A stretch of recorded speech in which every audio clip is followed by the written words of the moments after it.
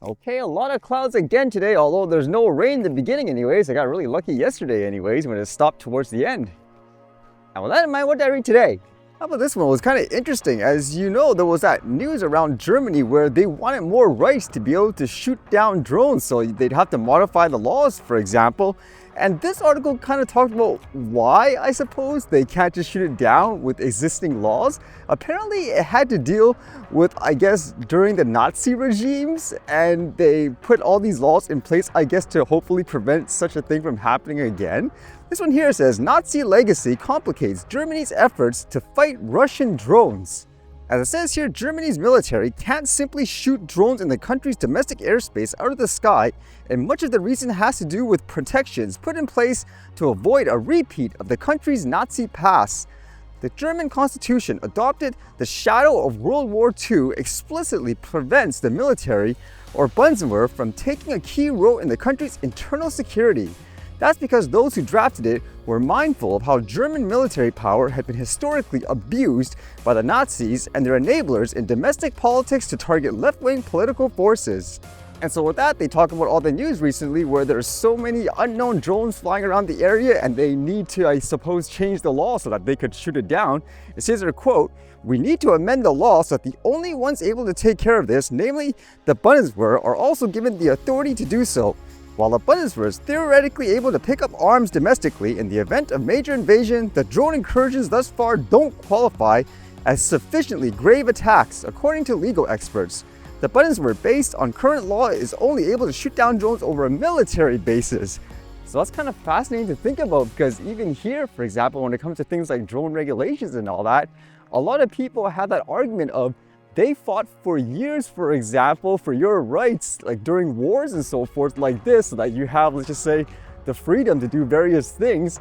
And then all of a sudden, it seems like someone, like an official or something like that, or in a lot of cases, it sounds like anyways, greedy corporations, they want to take away your rights in this regards. And is that going to be something that people overlook, I guess, because they can just say one thing, oh, look, this drone, for example, could kill this or that. Now we need these regulations, and people will go, okay. Whereas other people have that concern. They're saying, oh no, we're not going to enter that era, for example, when this happened. It's an important reminder too, in my opinion, because people forget so quickly in terms of all the people that have essentially died to fight for your freedom and all that too, huh? And it makes you think too, like in these cases, let's just say back then, for all those people who believed in that type of, I guess, view, if that's what you want to say, killing people and so forth just because they're different in some way, would you actually, for example, just forgive them in general, or would you hold them accountable too? Although with that thought, in terms of drone usage, it sounds like more people are going to use it for medical purposes. How about this one? It says Hong Kong's hospital authority is testing drone deliveries for medicine. So first they talk about how they did some very successful tests, I suppose, and it says, collaborating with logistics provider SF Express, the test consisted of piloting a medicine-bearing drone from Cyberport to St. John Hospital in Chengchao. A trip that would normally take up to 65 minutes by ferry was successfully reduced to just 20 minutes as the drone took a 12-kilometer flight path to its destination, and the performance of the operation was very stable, according to SF Express. SF Express and the hospital authorities' drone delivery trial is just one example of the city's growing number of pilot projects under the Low Altitude Economy Regulatory Sandbox program. So they say too, it's still very early, but that's very promising and it's more efficient, so why not, huh? Because I can imagine, just based on stories in the past, there's a lot of people that died, for example, because they just couldn't afford, let's just say, buying or renting a helicopter, for example, to fly here and there to deliver medicine, and so unfortunately they had to pass away. So if you have something that's more efficient and affordable, then why not, huh? And there was so much news today just about, I guess, the US implementing some kind of tariff on China, like 100%. So it makes you wonder if that's going to affect a lot of businesses, and apparently it did, as billions of dollars were lost, for example, in the market. And in particular, it seems like the crypto market was crashing like crazy. You see all these posts, for example, of people losing millions of dollars. Like this one first here says, Trump puts extra 100% tariff on China imports, adds export controls on critical software. President Donald Trump said the United States would impose a new tariff of 100% on imports from China over and above any tariff that they are currently paying starting on November 1st. Trump also said that the US on that same date would also impose export controls on any and all critical software.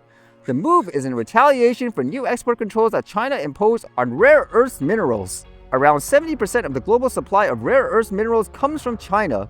The minerals are essential for high-tech industries including automobiles, defense, and semiconductors. So it is a war, I guess you can say in that regards. But again, there's just so many posts online of people losing all their savings and so forth just because they invested so much in whatever it is. Can you imagine that? Like in some of the posts, people had like $1.5 million or something like that, and just like that the next day, the worth is now like $2,000, something like that. That's crazy, huh?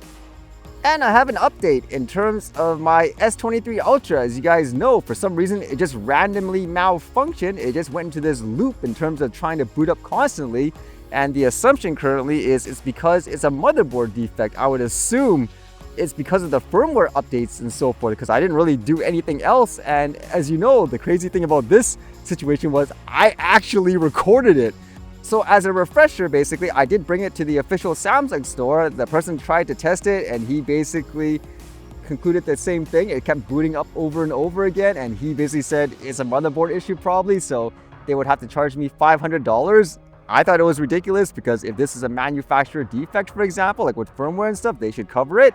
So I did actually email their quote CEO email to basically express that. And they gave me a response. What do you think it is?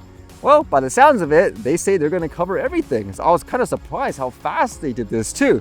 It says here in the email, "Greetings from Samsung Customer Care. We are writing this email in regards to your recent contact with Samsung Canada Support, where you reported the issue with Samsung Galaxy S23 Ultra. We are pleased to inform you that Samsung is offering a courtesy repair covering both parts and labor at no cost."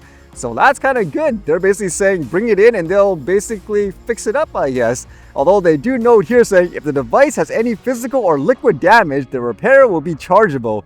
Kindly get in contact with our live chat, SMS, or email support by visiting the below Samsung Canada support site.